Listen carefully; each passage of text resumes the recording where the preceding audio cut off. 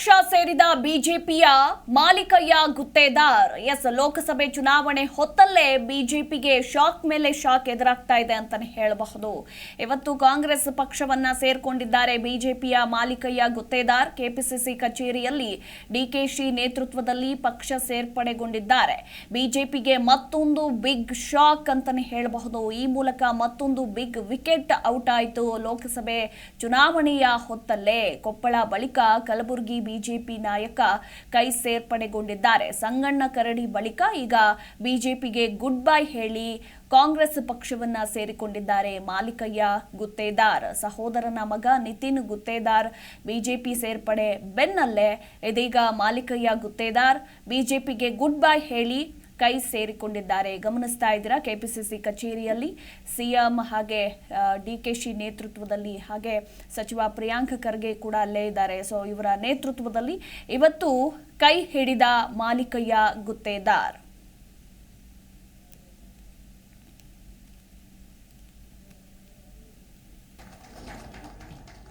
ವಾಸ್ತವಸ್ಥಿತಿ ಅದರ realities, vision, ಕನಸುಗಳು ಮತ್ತು ಇಲ್ಯೂಷನ್ಸ್, ಭ್ರಮೆಗಳು ಅಪಾಯಕಾರಿ.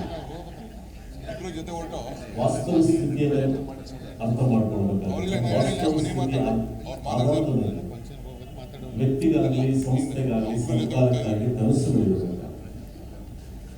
ಆದರೆ ಭ್ರಮೆಗಳನ್ನು ಸೃಷ್ಟಿ ಮಾಡುವಂಥದ್ದು ಇದೆಯಲ್ಲ, ಈ ಭ್ರಮೆಗಳು ಬಹಳ ಅಪಾಯಕಾರಿ. ಯಾಕಂದ್ರೆ ಈ ಭ್ರಮೆಗಳಿದಾವಲ್ಲ, ಇದು ಜನರನ್ನ ಮರಳು ಮಾಡ್ತಕ್ಕಂಥ ತಂತ್ರಗಳಿದ್ದಾವೆ, ಜನರನ್ನ ಬೇರೆ ಕಡೆ ತೆಗೆದುಕೊಂಡು ಹೋಗ್ತಕ್ಕಂಥ ಪ್ರಯತ್ನಗಳಿದೆ. ನಮ್ಮ ಆಡಳಿತದ ವೈಫಲ್ಯಗಳೇನು ಕಳೆದ 10 ವರ್ಷಗಳಲ್ಲಿ ಆಗಿದ್ದಾವೆ, ವಿವಿಧ ಕ್ಷೇತ್ರಗಳಲ್ಲಿ ಆಗಿದ್ದಾವ, ಅದನ್ನ ಮರೆಮಾಚಲಿಕ್ಕೆ ಈ ರೀತಿಯ ಪ್ರಯತ್ನಗಳನ್ನ ಅವ್ರು ಮಾಡ್ತಾ ಬಂದಿದ್ದಾರೆ. ಅದಕ್ಕಾಗಿನೇ ಜನರಲ್ಲಿ ನಾವು ವಿನಂತಿಯನ್ನ ಮಾಡಬೇಕಾಗುತ್ತೆ. ಜನರಲ್ಲಿ ನಾವು ಕೂಡ ಜಾಗೃತಿಯನ್ನ ಮಾಡ್ತಾ ಬಂದಿದ್ದೇವೆ. ಖಂಡಿತವಾಗ್ಲೂ ಕೂಡ ನಮಗೆ ವಿಶ್ವಾಸ ಇದೆ, 2024ರ ಈ ಒಂದು ಲೋಕಸಭಾ ಚುನಾವಣೆಯಲ್ಲಿ ಭಾರತೀಯ ಮತದಾರರು ಖಂಡಿತ ಒಂದು ಬದಲಾವಣೆಯನ್ನು ದೇಶದಲ್ಲಿ ತರ್ತಾರೆ.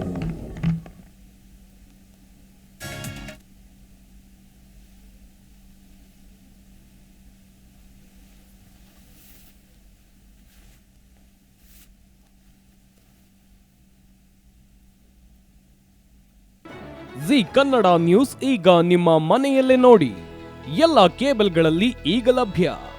ಸನ್ Direct 292, Jio TV 1334, U Digital 162, City Cable 51, GTPL 17, Abhishek cables 821, Rockline telecommunication 51, Shri Basaveshwara number 60, Vinayaka digital number 53, In Digital number 896ರಲ್ಲಿ.